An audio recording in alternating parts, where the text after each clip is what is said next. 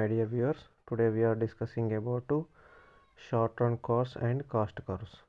So conceptually, in the short run, the quantity of at least one input is fixed and the quantities of the other inputs can vary. అంటే ఏదైనటువంటి short run కానీ long రన్లో ఏదైనా ఉన్నటువంటి variables అంటే factors ఏవైతే ఉన్నాయో అవి కొన్ని మారడం అనేది జరుగుతుందన్నమాట. సో ఇక్కడ మనం షార్ట్ రన్లో గురించి డిస్కస్ చేసినట్లయితే కొన్ని ఇన్పుట్స్ ఫిక్స్డ్గా ఉండడం మరికొన్ని ఇన్పుట్స్ అనేవి వేరియబుల్గా ఉండడం అనేది జరుగుతుంది. So in the short run period factors such as land and machinery remaining the same. So land అనేది మిషనరీ అనేది ఇక్కడ సేమ్గా ఉండడం జరుగుతుంది, అంటే కాన్స్టాంట్గా ఉంటాయి. On the other hand, factors such as labor and capital vary with time. So ఇక్కడ remaining factors ఏవైతే ఉన్నాయో లేబర్ అండ్ క్యాపిటల్ అనేవి వాటి టైంకి అనుగుణంగా మారడం అనేది జరుగుతుంది అన్నమాట. So in the short run the expansion of the done by hiring more labour increasing capital. The existing size of plant or building cannot be increased in case of short run. So ఇక్కడ మనము లేబర్స్ని ఎప్పుడైతే increase చేస్తామో ఆటోమేటిక్గా వారికి చెల్లించే వేతనాలు కాబట్టి capital అనేది కూడా ఇంక్రీజింగ్ అవుతుంది అన్నమాట. So following are the cost concept that are taken into consideration in the short run. So short రన్లో స్వల్పకాలంలో ఏ విధమైనటువంటి కాస్ట్ కాన్సెప్ట్స్ ఉంటాయి, అవి ఏ కర్వ్స్ ఎలా ఉంటాయి అనేది మనం ఇందులో చూడవచ్చు.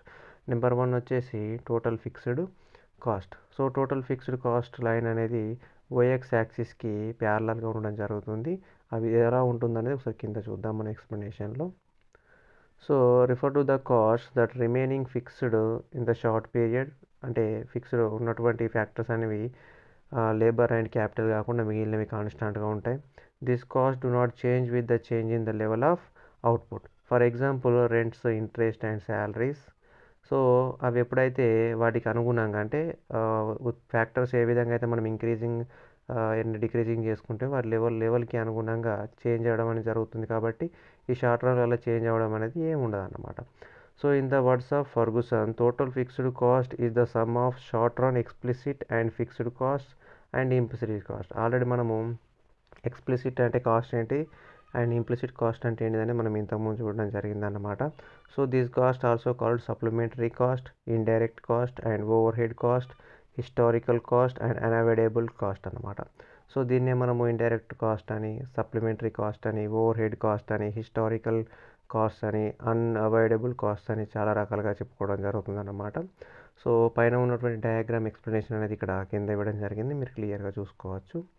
ఓకే, దాని తర్వాత నెక్స్ట్ వచ్చేసి టోటల్ వేరియబుల్ కాస్ట్. అక్కడ ఫిక్స్డ్ కాబట్టి అవి మారవు, ఇక్కడ వేరియబుల్ కాబట్టి ఎలా ఉంటుందో చూద్దాం. Refers to cost that change with the change in the level of production. అంటే ఈ కాస్ట్ అనేవి ప్రొడక్షన్ అనేది ఏ విధంగా చేంజ్ అవుతుందో దానికి అనుగుణంగా చేంజ్ అవ్వడం జరుగుతుంది అన్నమాట. Example, so cost include on purchasing raw material, hiring labour and using electricity.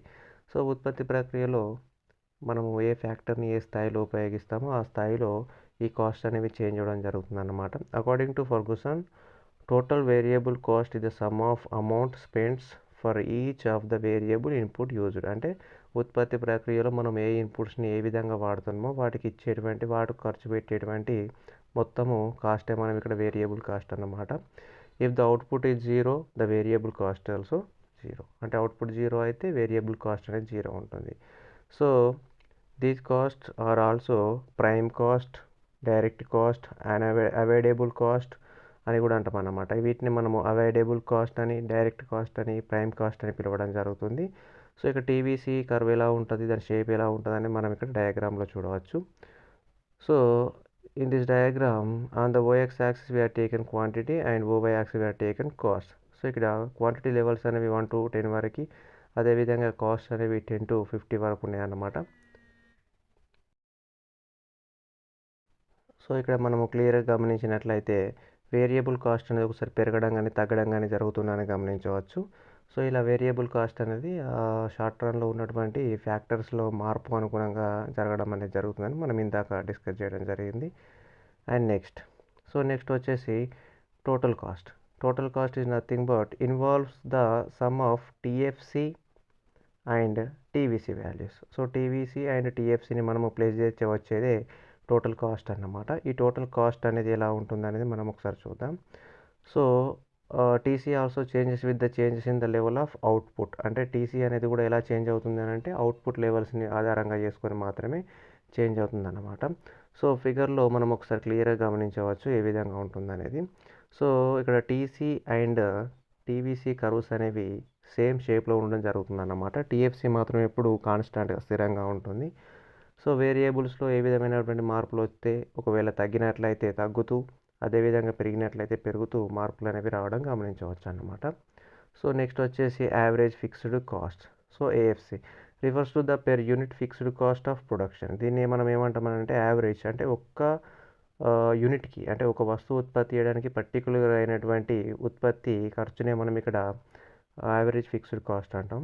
So in the other words AFC implies fixed cost of production divided by the quantity of producer. It is calculated as AFC is equal TFC by output. So ఇది ఫార్ములాను మనం గుర్తుంచుకోవాల్సి ఉంటుంది అన్నమాట. So TFC is constant as production increases, thus AFC falls. So figure shows the AFC curve. So AFC curve ఎలా ఉంటుందనేది మనం ఒకసారి కింద ఒకసారి చూసుకుందాం. సో ఏఎఫ్సి కర్వ్ అనేది as it is IC means indifference curve లా ఉంది. లెఫ్ట్ టు రైట్ డౌన్వర్డ్ స్లోప్తో ఉంది. అంటే ఎలా ఉంటుంది అని అంటే ఇది కర్వ్ పైన ఉన్నటువంటి ప్రతి పాయింట్ కూడా ఈక్వల్ లెవెల్ ఆఫ్ సాటిస్ఫాక్షన్ని అదేవిధంగా ఈక్వల్ లెవెల్ ఆఫ్ వాల్యూస్ని ఇవ్వడం జరుగుతుంది అన్నమాట. సో ఇది సమానమైనటువంటి విలువలను కలిగి ఉండడం జరుగుతుంది అన్నమాట. అండ్ నెక్స్ట్ వచ్చేసి average variable cost. So AVC refers to the per unit variable cost of production. అంటే ఒక యూనిట్కి వేరియబుల్ కాస్ట్కి అయ్యేటువంటి ఖర్చు అన్నమాట. So it implies organization variable cost divided by the quantity of output producer. So formula వచ్చేసి AVC is equal to TVC by output. Initially AVC decreases, output also increases.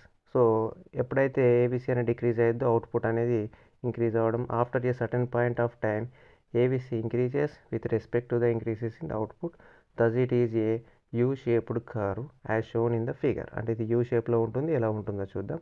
So AVC అనేది ఫస్ట్ తగ్గుతున్న స్థాయిలో తర్వాత ఒక level దగ్గర constant ఉండి ఆ తర్వాత ఈ విధంగా పైకి వెళ్ళడం అనేది జరుగుతుందని మనం క్లియర్గా గమనించవచ్చు. Okay. And next marginal cost.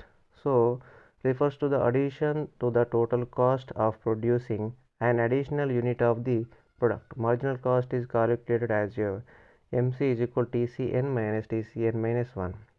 So అదనంగా మనం ఏదైతే కాస్ట్ పెట్టి ప్రొడ్యూసింగ్ చేస్తామో అదనమైనటువంటి కాస్ట్ అనేది జరగడం జరుగుతుందన్నమాట. దాన్నే మనం ఫార్ములాలో MC is equal to TCN minus 1 అని భావించడం జరుగుతుంది. సో ఇక్కడ మనం ఈ ఫార్ములానే కాకుండా మనము MC is equal to delta TC by delta queue అని కూడా మనం దీన్ని చెప్పుకోవడం అనేది జరుగుతుంది అన్నమాట. ఏ ఫార్ములా ఫాలో అయినా వాల్యూస్ అనేవి ఈక్వల్ రావడం జరుగుతుంది. సో ఈ కర్వ్ ఎలా ఉంటుందని మనం కింద చూద్దాం. MC curve is also you shaped.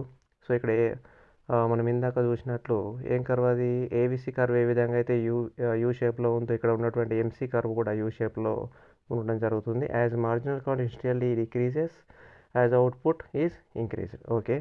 Afterwards rises as output increases. This is because TC increases at decreasing rate and then increases at increasing rate. So ఇక్కడ ఫిగర్లో మనం గమనించవచ్చు ఇది యూ షేప్లో ఈ విధంగా ఉంటుందని మనం క్లియర్గా గమనించవచ్చు. సో ఇక్కడ పైన ఉన్నటువంటి టీఎఫ్సి టీవీసీ అండ్ టీసీ వాల్యూస్ని మనం ఇక్కడ న్యూమెరికల్ వాల్యూస్ ఆధారంగా కూడా క్లియర్గా చూసుకోవచ్చు. సో ఇక్కడ టీఎఫ్సి అనేది ఫిక్స్డ్గా ఉండడాన్ని అదేవిధంగా టీవీసీ అనేది మారడాన్ని టీవీసీ ప్లస్ టీఎఫ్సి కలిపితే మనకు వచ్చేది టీసీ అని ఆ విధంగా టీఎఫ్సి బై క్యూ చేస్తే మనకు వచ్చే యావరేజ్ అని తర్వాత వేరియబుల్ కాస్ట్ని మనం ఇక్కడ total variable divided by quantity చేస్తే వస్తుందని ఆ తర్వాత ఏఎఫ్సి ప్లస్ ఏవిసి కలిపేస్తే టీఏసీ వస్తుందని అదేవిధంగా ఎంసీ వాల్యూస్ ఎలా ఉన్నాయని మనం క్లియర్గా గమనించవచ్చు. సో ఇక్కడ ఎంసీ వాల్యూస్ మనకు ఆ కర్వ్ ఎంసీ కర్వ్ మన యూ షేప్లో ఉంది కదా. సో దానికి కారణం ఏంటి అని అంటే ఇది ఇనిషియల్ టైంలో ఎంసీ అనేది ఈ విధంగా తగ్గుతూ ఆ తర్వాత కాన్స్టాంట్ అవుతూ ఆ తర్వాత మళ్ళీ పెరగడం జరుగుతుందన్నమాట. సో ఈ స్థాయి వద్ద కాన్స్టాంట్ అని ఈ స్థాయి వద్ద డిక్రీజింగ్ రిటర్న్స్ అని ఈ స్థాయి వద్ద ఇంక్రీజింగ్ కాస్ట్ ఆర్ రిటర్న్స్ అని మనం క్లియర్గా ఎక్స్ప్లెయిన్ చేయవచ్చు. ఓకేనా. సో ఇక్కడ ఉన్నటువంటి టేబుల్ని మీరు ఒకసారి క్లియర్గా నోట్ చేసుకున్నట్లయితే మీరు గ్రాఫ్ల విషయంలో ఎటువంటి ప్రాబ్లం లేకుండా క్లియర్గా మనము ఇక్కడ ఉన్న డాటా న్యూమెరికల్ డాటాను బేస్ చేసుకొని మనం కర్వ్స్ని గీయడం ఈజీ అవుతుందన్నమాట. సో ఒకసారి మీరు ఇచ్చినటువంటి ఫార్ములాస్ని ఇక్కడ ఉన్నటువంటి వాల్యూస్లో మీరు ఇంప్లిమెంట్ చేసినట్లయితే మీకు ఆటోమేటిక్గా అన్ని వేరియబుల్స్ యొక్క డాటా అనేది రావడం జరుగుతుంది. Okay, thank you for watching my video. So ఇక్కడ ఉన్నటువంటి కంప్లీట్ విషయం అనేది మీకు అర్థమైందని అనుకుంటున్నాను. మీకు ఏమైనా ప్రాబ్లం అనిపిస్తే మాకు కామెంట్లో మెసేజ్ చేయండి. సో మీరు ఏం లేదు, డయాగ్రామ్లు ఎప్పుడు గుర్తుండకపోవడం అనే విషయం ఏం లేదు. మీకు ఇక్కడ ఇచ్చినటువంటి వాల్యూస్లో టీఎఫ్సి అంటే ఫిక్స్డ్ కాస్ట్ కాబట్టి అవి ఫిక్స్డ్గా ఉంటాయి, 30 ఉన్నాయని మనం ఇక్కడ గమనించవచ్చు. సో టీవీసీ అనేవి మారడం పెరగడం అనేది జరుగుతుంది కాబట్టి మనం ఇక్కడ ఉన్నటువంటి వాల్యూస్ టీవీసీని 0, 10, 18, 24, 32, 50, 72 అంటే మన basic output values MC, TAC and ABC other వాల్యూస్ని మనము ఈ విధంగా ఇనిషియల్స్ టైంలో మనకు తగ్గడము, తర్వాత కాన్స్టాంట్గా ఉండడము, తర్వాత పెరగడాన్ని తీసుకుంటాం కాబట్టి ఆ వాల్యూస్ని మనం దృష్టిలో పెట్టుకొని కేవలం మనం టీవీసీకి సంబంధించినటువంటి అన్ని వాల్యూస్ని మనం క్లియర్గా ఒకసారి గుర్తుంచుకుంటే రిమైనింగ్ డేటా మొత్తం ఇక్కడ రావడం అనేది జరుగుతుందన్నమాట. సో ఇందులో ఎటువంటి సందేహం లేకుండా, భయపడాల్సిన అవసరం లేకుండా ఇది లాంగ్ టైప్ క్వశ్చన్కి మనకు యూజ్ అవుతుంది. అదేవిధంగా ఇక్కడ ఉన్నటువంటి ప్రతి టాపిక్లో కూడా మనము ఒక్కొక్క కాస్ట్కు ఒక్కో రకమైనటువంటి 4-5 రకాల పేర్లను తెలుసుకోవడం జరిగిందన్నమాట. సో మనం ఇక్కడ క్లియర్గా గమనించవచ్చు. సో అవైడబుల్ కాస్ట్ అని, అన్అవైడబుల్ కాస్ట్ అని, ఓకే, తర్వాత వచ్చేసి ప్రొడక్ట్ కాస్ట్ అని, ఇక్కడ ఇంప్లిసిట్ ఎక్స్ప్లిసిట్ కాస్ట్ అని చెప్పేసి చాలా రకాలుగా మనం వివిధ రకాలైనటువంటి అవైడబుల్ కాస్ట్ అని చెప్పి చాలా రకాలుగా డిస్కస్ చేసుకోవడం జరిగింది కాబట్టి సో మీకు అవి ఎక్కడైనా కాంపిటేటివ్ ఎగ్జామ్లో కూడా రావడానికి అవకాశం ఉంటుంది కాబట్టి ఒకసారి క్లియర్గా దీన్ని జాగ్రత్తగా అబ్జర్వ్ చేసి నోట్స్ రాసుకున్నట్లయితే మీకు ఆరామ్సే మంచి మార్కులు రావడానికి అవకాశం ఉంటుంది. నేను ఒకసారి మళ్ళీ స్లోగా స్క్రోల్ చేస్తా, మీరు క్లియర్గా నోట్స్కి రాసుకోవడానికి అవకాశం ఉంటుంది.